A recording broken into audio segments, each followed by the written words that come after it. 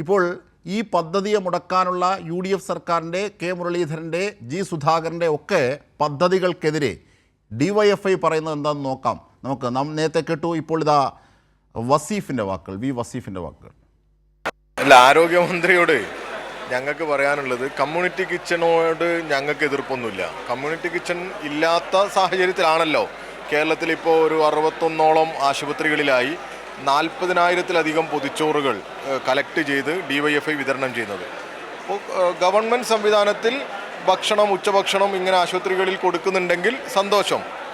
ചികിത്സാ പാളിച്ച കൊണ്ട് കേരളത്തിലെ ആശുപത്രികളിൽ ഇപ്പോൾ UDF ഭരണകാലത്ത് എത്ര പേരാണ് മരണപ്പെടുന്നത്? എന്തൊക്കെ അലംഭാവമാണ്! ഇതിനെക്കുറിച്ചൊന്നും പ്രതികരിക്കാനില്ല. നല്ല രീതിയിൽ ഭക്ഷണ വിതരണം നടത്തുന്ന DYFIയുടെ ഭക്ഷണം മുടക്കണം, അത് ആളുകൾ വാങ്ങി കഴിക്കരുത്.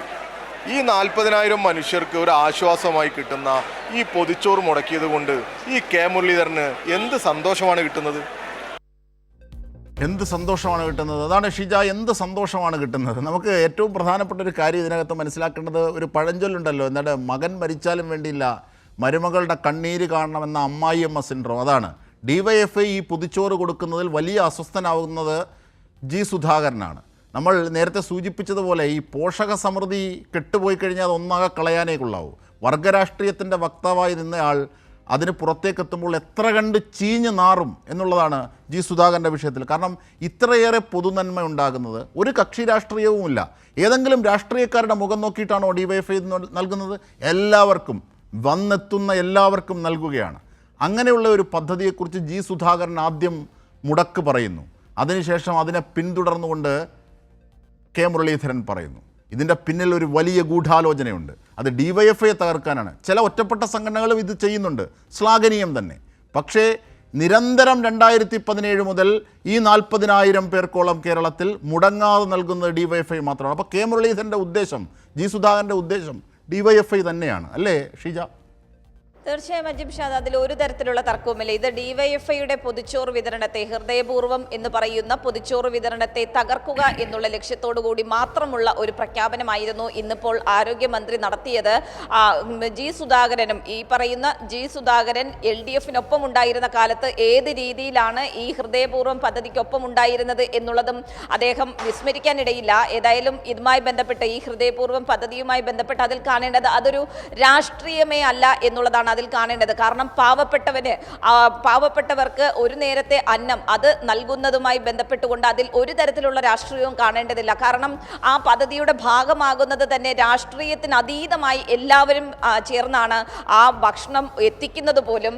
അത് വിതരണം ചെയ്യുന്നതിലും ഒരു തരത്തിലുള്ള രാഷ്ട്രീയവും കാണുന്നില്ല. അവിടെയുള്ളവർക്ക്, അവർക്ക് ആ ആശുപത്രിയിലുള്ള രോഗിക്കൊപ്പമുള്ള കൂട്ടിരിപ്പുകാർ എത്തുമ്പോൾ അവർക്ക് ഭക്ഷണം നൽകുകയാണ്, മറ്റൊന്നും ചോദിക്കുന്നില്ല.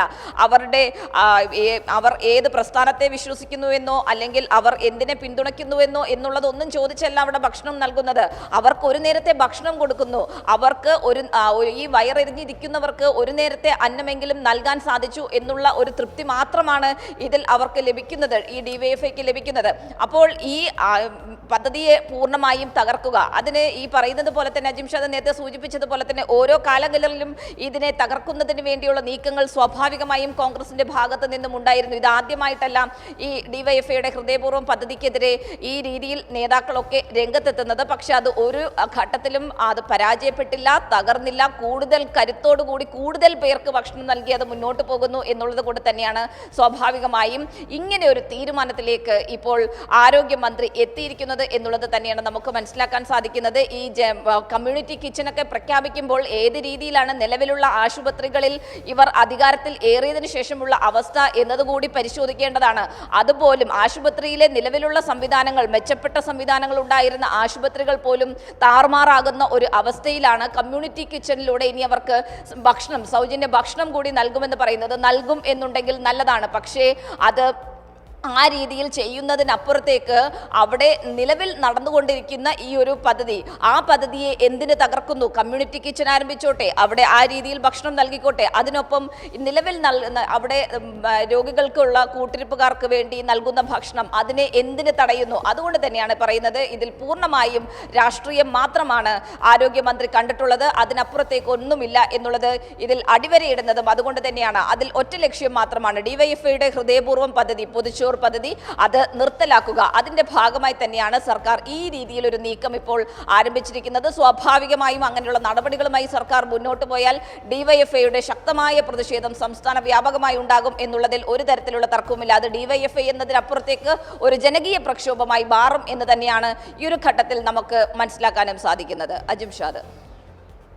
തീർച്ചയായും ഷിജ, അതായത് ഡിവൈഎഫ്ഐ അത് സമാനമായ രീതിയിൽ ഇപ്പോൾ ഷിജ സൂചിപ്പിച്ചതുപോലെ തന്നെ, കാരണം ഈ പാവങ്ങൾക്ക് ഇത്തരം ഭക്ഷണം കൊടുക്കുന്നത് കേവലം ഒരു ഔദാര്യമല്ല, അത് അവരുടെ അവകാശമാണ്. അത് തിരിച്ചറിയുന്ന ഒരു വിശാല രാഷ്ട്രീയമാണ് ഡിവൈഎഫ്ഐ മുമ്പോട്ട് വെക്കുന്നത്. കാരണം പലരുടെ അടുത്തു നിന്നും ശേഖരിക്കുന്ന പൊതിച്ചോറുകൾ അതാണ് ഇവർക്കായി എത്തിച്ചു കൊടുക്കുന്നത്. അത് മുടങ്ങാതെ ചെയ്യുന്നു. ആ മെക്കാനിസം അങ്ങനെ പോകണമെങ്കിൽ നല്ല ഒരു മെഷീനറി ഉള്ള പാർട്ടിക്ക് മാത്രമേ അത് സാധിക്കുകയുള്ളൂ, സംവിധാനത്തിന് മാത്രമേ സാധിക്കുകയുള്ളൂ. അപ്പോൾ ഇങ്ങനെ ഒരു സാഹചര്യത്തിലാണ് ഇതിൻ്റെ പ്രസക്തി അടിവരയിടുന്നത്.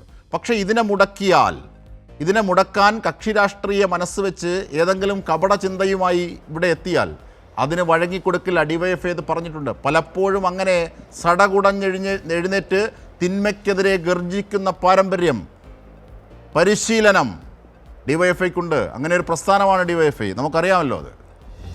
തീർച്ചയായും പോരാട്ടങ്ങളിലൂടെ ഉയർന്നു വന്നൊരു പ്രസ്ഥാനം തന്നെയാണ് ഡിവൈഎഫ്ഐ. അതുകൊണ്ട് തന്നെ ഏത് രീതിയിൽ അതും എന്നും സാധാരണക്കാർക്ക് വേണ്ടിയും സാധാരണക്കാരുടെ പ്രശ്നങ്ങളിൽ ജനകീയമായിട്ടുള്ള ഇടപെടൽ നടത്തിയും തന്നെയാണ് ഡിവൈഎഫ്ഐ എന്ന് പറയുന്ന പ്രസ്ഥാനം. യുവജനങ്ങൾക്ക് വേണ്ടി യുവജന പ്രസ്ഥാനമാണെങ്കിൽ പോലും എല്ലാ ജനകീയമായിട്ടുള്ള ആവശ്യങ്ങളിലും കൃത്യമായ രീതിയിൽ ഇടപെട്ട് പോരാടി തന്നെയാണ് മുന്നോട്ട് പോയിട്ടുള്ളത്. അതുകൊണ്ട് തന്നെ ആ രീതിയിൽ എന്നും സാധാരണക്കാർക്ക് വേണ്ടി നിലയുറപ്പിച്ചുകൊണ്ടുള്ള ആ പോരാട്ടം ഈ പൊതിച്ചോറിന്റെ വിഷയത്തിലും തുടരും എന്നുള്ളതിൽ ഒരു തരത്തിലുള്ള തർക്കവുമില്ല. ജംഷാദ്. തീർച്ചയായും